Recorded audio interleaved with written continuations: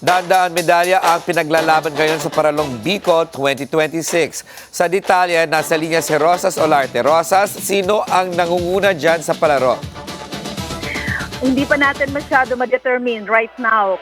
Pero sa kaninang umaga, ngayong umaga, Ferdy, napunta ang unang 4 na gold sa mga atleta ng Camarines Sur at Camarines Norte sa unang araw ng bakbakan ngayon dito sa Palarong Bicol 2026 na ginaganap sa Legazpi City. Sina grade 11 student athlete Raymark Rustia ng Jaime Makatangay Senior National High School ng Camarines Sur ay nahagilap ang unang gold medal para sa secondary boys athletics ng 1,500 meter run. Sa girls secondary division, si Jomelyn Cortez ng Camarines Norte ang wagi ng gold medal, habang nakuha naman ni Lian Dacara sa elementary girls division ang gold.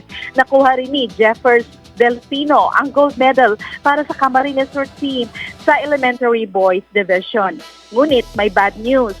2 atleta mula sa Catanduanes delegation ang hindi na makakapaglaro matapos pauwiin ang isa sa kanila dahil sa chickenpox, habang kinailangang operahan ng isa sa appendicitis. Naagapan na ito ng health team at inoperahan kagabi. Ang naoperahan sa appendix ay manlalaro sa chess secondary girls, habang sa secondary boys ay manlalaro sa athletics. Raise the bar naman ang goal ng DepEd sa Palarong Bicol na ito ngayong taon. Ayon kay Francisco Dexter Season, Regional Sports Officer ng DepEd Bicol, nais nilang hamunin sa mas malalaking challenge ang mga atleta ngayong taon hanggang makarating sa palarong pambansa.